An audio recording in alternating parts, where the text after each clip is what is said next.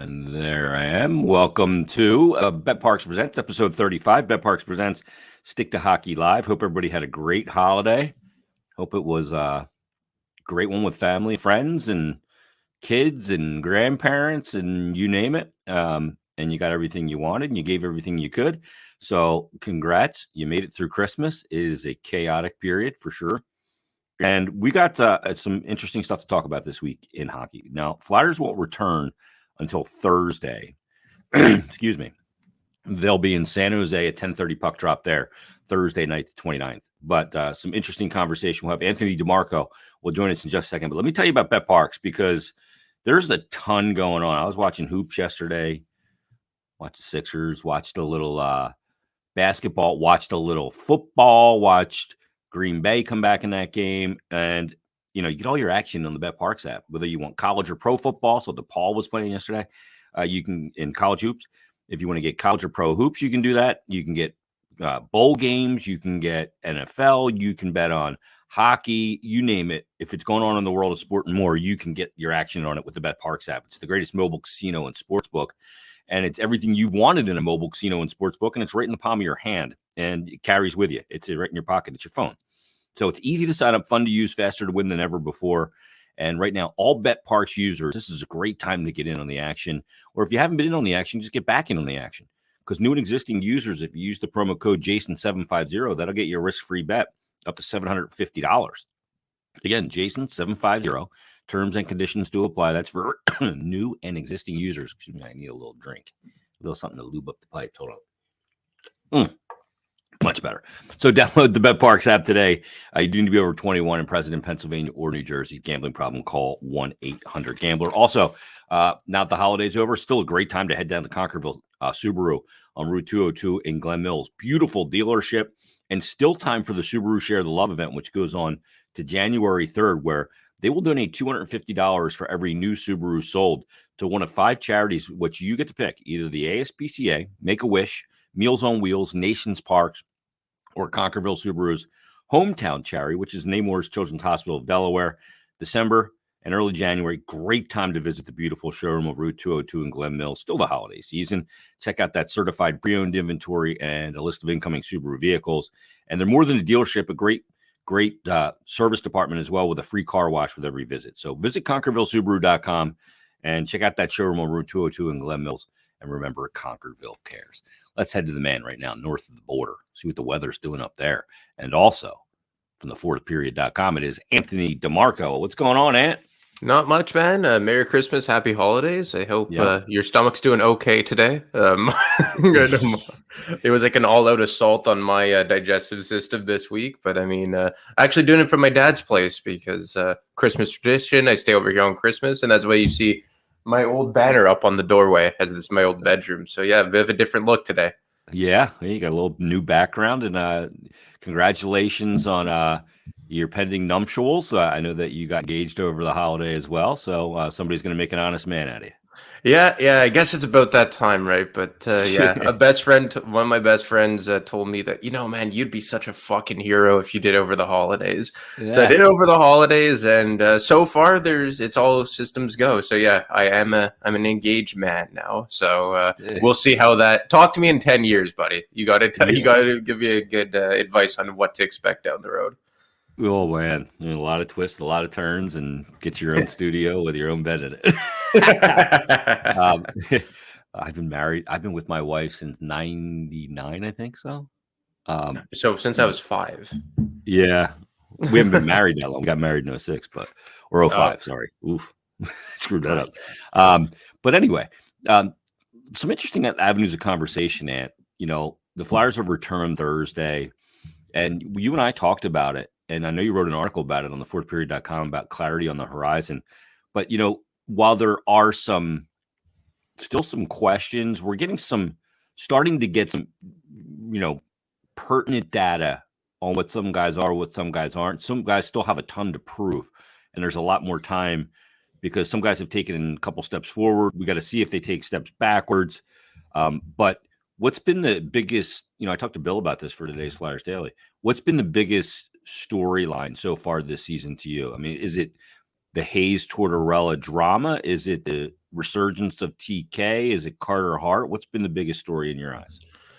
To be honest, like those are all valid storylines. Like TK really emerging as a 65, 70 point player if he holds this pace, which I was wrong about. The whole stuff with Kevin Hayes, which is coming to a head after a lot of people thought that he could have maybe been the next captain of this team. Carter Hart having a rebounding year after 2 subpar years, and a lot of people now considering him the best Canadian goalie in the NHL, although it's not like he has a ton of competition to compete against. But honestly, I think it's because it seems like this team is finally starting to accept what it is. And I heard Torts talk about it with you on Flyers Daily, that now it's the first time that we've heard members of this organization, Torts specifically, acknowledge that this team is rebuilding.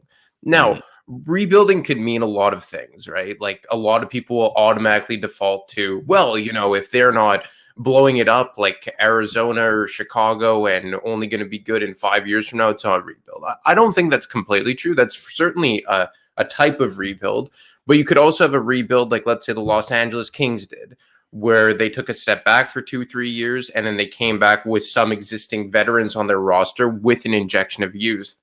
And I think that's what we're seeing with the Flyers here. I think this is a team that doesn't have to tear completely down to the studs, because you have a lot of good young players here. Like I remember some from the Flyers told me about a week and a half ago that they still believe that defensive group is young, you know, with the exception of Justin Braun, who we know probably won't be here in 3 months' time, and Nick Seeler, who really is nothing more than a 7th defenseman. All these guys are in their mid, some later 20s. Like I think their oldest defenseman, not counting Seeler and Justin Braun, is Ristolainen, who's 28 years old. So I think that you have a lot of good young core players here where you don't have to completely strip it down and you don't have to go the full 5-year rebuild. But I think all in all, the biggest storyline has been that they're at least acknowledging that this isn't a team that could, you know, turn it around with a couple of free agent acquisitions. This is on some level a rebuilding team. Yeah, it's a good point. I didn't even think about that. You know, Torts mentioned that, and I put it out at Curtis as a promo and then the full length interview. I interviewed him on Friday, and you know, he said, you know, we're rebuilding here, and you know, maybe that is the biggest storyline, is that admission, because I think we all kind of, even though they didn't use the word, we could see the way Torts was handling things, and you know, his messaging, and it seems pretty, in a lot of ways, it seems pretty obvious that what they're doing. You know, playing young players. He basically said, I know Charlie, I think, asked the question, are you going to basically scratch either Justin Braun or Nick Seeler every game so you can have all of the young defensemen in the lineup for the most part? And he basically said yes. So, you know, how we see that going forward will be fascinating. You know, TK is an interesting one too, because, you know, he's been so good. And, you know, they scored 2, what was it, the game on where they had the Friday, the Carolina game, yeah. The 2 shorties back to back with Lawton and TK, and those 2 together on the PK has been kind of a revelation this year, because both players, you know, power plays are meant to go east-west nowadays to get everybody kind of shifting sides, including the goaltender. And both of those guys have good sticks, and if they knock down a pass, it could go the other way. So you've got an offensive threat on the PK for the first time, and Bill brought up, since Mike Richards. Yeah, and you know, TK, I remember when he first broke into the league in 2016-17 under Hack, he was being used a bit on the penalty kill, but that was quickly short-lived, and we haven't seen him there since. And you've seen John Tortorella really kind of overhaul that penalty kill. Like, obviously, we know him and Kevin Hayes aren't exactly foxhole guys, at least on the ice perspective, and Kevin Hayes, who was brought in to be one of the main PK guys, has barely been on the PK this year. And you give that responsibility to Travis Konechny.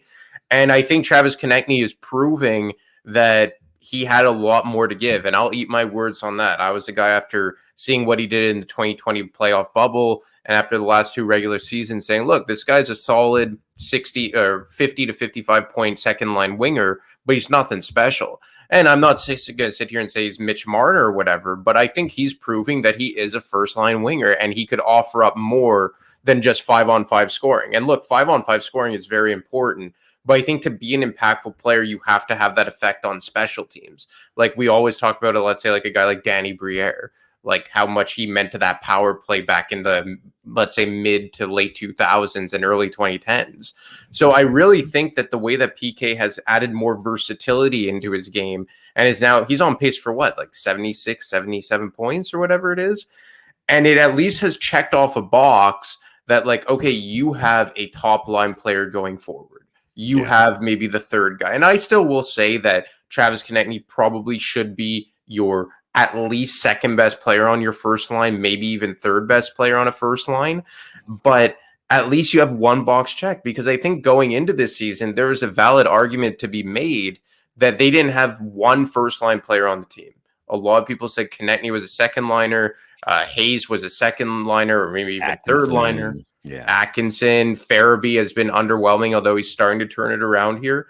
But look, TK has meant a lot to this team. He's emerging as a leader. You've brought it up. Torts brought it up, I believe, in a press availability late last week, that how much he's going to mean to this team when they are ready to compete, which I think is kind of a tip of the hand that maybe they're planning to hang on to Travis Konechny. And it's been really nice to see, and good for him, because he's certainly a guy that they desperately needed to work out, and he's certainly doing that so far. Kind of what you were talking about before, too. You know, the notion of the rebuild. Not all rebuilds are created equal, right? They're all different, because they all have different elements of where they're starting. And you know, some people look at a rebuild and they say it's only a true rebuild if you tear it down, if you sell off all assets and start from scratch. But, you know, they're not all created equal, and the timeline on them is it's different for all of them. Yeah, you have your Buffaloes and you have your Arizonas where it seems like it's in perpetuity. But the thing about it is this is, you know, to put a timeline on a rebuild is almost foolish, because it can change at the drop of a dime. One bout of lottery luck changes your timeline. One bad injury changes your timeline. You know what I mean? On a rebuild. So you can sit there. Like, I got this guy that keeps just fucking tweeting me. They should trade Konechny. He's never been a 30-goal scorer. His value's the highest right now, blah, blah, blah. And they should trade him because they're not going to be good for 8 to 10 years. Okay, now, if that's the prospect of a rebuild, then I'm going to be in the ground. Like, that's ridiculous. You know what I mean? And this notion that they won't be good for 8 to 10 years is ridiculous. Things change really quick in the NHL. And, you know, look, could they not be good for 8 to 10 years? Sure. Buffalo's done it. But is that because Buffalo has just screwed this up? In some ways, yeah. Look, I mean, I think a lot of people equate those 8 to 10 year rebuilds with what we saw from, let's say, the Penguins and the Bruins in the early 2000s. But you have to realize that those rebuilds started pre-cap era. And in the pre-cap era, you're damn right, they could have taken 8 to 10 years. But because of the salary cap, because of the parity that the NHL has insisted upon among the teams, I don't think it's necessary. Yes, it could happen. But, you know, I've seen a lot of people float this idea out about, like, would getting a Bedard or to a lesser extent Fantilli solve all of the Flyers' problems? And no, it wouldn't. It accelerates the process. It accelerates the process because I remember I was texting with you a bit about, like, if they had, let's say, by some grace of God, you know, they win the first overall pick and they get Connor Bedard. And we were just kind of throwing out, like, mock lineups for next year. This isn't a cup team. But there's a case to be made that this would be a playoff team if you just drop Connor Bedard on this roster and you get back a healthy Sean Couturier. Big if, but you're seeing what Cutter Gauthier is doing. I think he's going to be in the NHL next year. I could be wrong, but I think that's where it's going to go, because I just don't see how he would benefit from going back to college another year after this. And if you bring in a Connor Bedard and then you are able to push everyone down a peg, because that's another thing about this is, like, I had someone say, well, look, the Oilers have McDavid and Draisaitl, and they can't bring them to, like, being like a true cup contender. But I don't think the Oilers have depth. Like, I looked at this stat, and this was as of Wednesday, so it's for sure changed since. But their top 4 forwards, and we're not counting Evander Kane because he's been injured for the last month or so. Mm-hmm. Between their 4th highest scoring forward in Zach Hyman and their 5th highest scoring forward, I believe it was Ryan McLeod, there's a 27-point difference. Wow. The Oilers have no depth scoring behind their top four, and when Kane is healthy, top five forwards. If the Flyers got two high-end talent players, and you're able to push Owen Tippett down a peg, Joel Farabee down a peg, if he's still here, Kevin Hayes down a peg, and on you go, I think the Flyers would have a pretty good depth scoring up front. It's just that this team has absolutely no high-end talent to speak of. Now you're starting to see Travis Konechny at least produce like a top-line player. But even at that, is he a high-end talent player? You know, I wouldn't consider that. I would just say he's a first-line player. Yeah. But if you add in a Connor Bedard and Cutter Gauthier, not to say it would happen overnight, but a lot of things change. Yeah, and things accelerate dramatically. I mean, look at the Penguins. You know, Crosby's first year, they were not a great team. But then as all those guys at the same time came up, and you're talking about Malkin and Crosby and Letang and Fleury, that became your core. And by 09, well, 08, they lose in the Cup final, and 09, they win. So, I mean, it happened really, and let's be honest, things were really ugly in Pittsburgh. So it's not necessarily that they were bad. It's that they were bad at the right time, too, because they got some good players along the way. And I heard your conversation with Alex Appleyard, very insightful conversation. He's a very smart guy. I think I sold him short after all these years, but really, really smart guy. And he said something I liked is that, and maybe you could correct me if I'm off on this, but he said something along the way is that for the foreseeable future, I would not worry about the Flyers like second, third, and fourth lines and like second pair and third pair. Like he thinks that they have enough talent throughout their system where they don't have to worry about that part of their lineup. Yeah, it's the cupboard's full in those areas of like NHL caliber players. Mm-hmm. So if you drop, and let's say Gauthier ends up being a 75-point player, like TK's caliber, and then by some grace of God, you win the first overall pick and you drop Connor Bedard on this roster, it changes a lot because like Alex really kind of laid out there in a very good way, he kind of put it in layman's terms, is that this team has a lot of talent throughout its organization, not on the roster, but a lot of talent that has that middle of the road NHL ceiling type of caliber players. You just need that high end talent because you could have all the second and third liners you want, but if you don't have those superstars, you're not going to win jack shit. And I think goaltending. And goaltending. But I even think that goaltending, they're well set up too. Like, didn't you guys talk about how they're pretty well set up in the goaltending? Yeah, I mean, they also have that. I mean, you have it from obviously at the NHL level with Hart. Then whether you have, you know, we have to still figure out what Sandstrom is, but Ersson, and we still have to find what he is. But Kolosov is developing well in Russia. He's a few years away. But like his numbers, you know, as a 20-year-old are basically what Sorokin's and Shesterkin's were at that age in the K. Yeah, and then if you could ever sort out what's going on with Fedotov, obviously there's a lot more pressing issues in his life than hockey, but I think they're well set up everywhere except for that high-end talent. And you can make that case on the back end too. Like, I mean, I don't think they have a true franchise defenseman anywhere in their organization. Like, I think, you know, a lot of people have said like trade Provorov, and I wouldn't even be completely against that. I could tell you that they are not actively looking to shop him, but obviously like almost every player there, he's not untouchable. But I think it was Russ Cohen who said it very well with you, is that like it or not, if you move Provorov, you don't have a better option to replace him. Like if you thrust Sanheim or Cam York into that number one role, like I would argue you'd probably get worse results and you're killing your depth on your back end because the way that their back end is constructed right now, and obviously it's kind of hard to evaluate their back end in a real way because they're defending so damn much that they're obviously cracking more than let's say they would if they were even on a middle of the road team. But I think the way their back end is constructed right now is the do it by committee approach because they don't have that true stud like a Makar or a Hedman or a Heiskanen. Mm-hmm. Yeah, I mean, you trade Provorov, you're looking for a guy like Provorov or better. Yeah. That's what you're looking for. And I think we have to remember what Provorov was with Niskanen. So would it be more prudent to trade him or would it be more prudent to find the right partner for him? Well, the partner thing obviously would be the best. It's just it seems like this is like an endless quest. Like they've been trying for years. And Ryan Ellis, I think, if he had stayed healthy, would have been the best course of action. I think obviously hindsight's 2020, but they probably should have gone all in on a guy like Dougie Hamilton just to try and settle that once and for all. Didn't But have that money though at the time. yeah, The timing just didn't work. yeah, and you just and the right shot defensemen, they're so routinely overpaid, and even left shot defensemen. Like we talk about how bad the Rasmus Ristolainen contract is in a vacuum, and look, he's not a $5 million defenseman in a vacuum.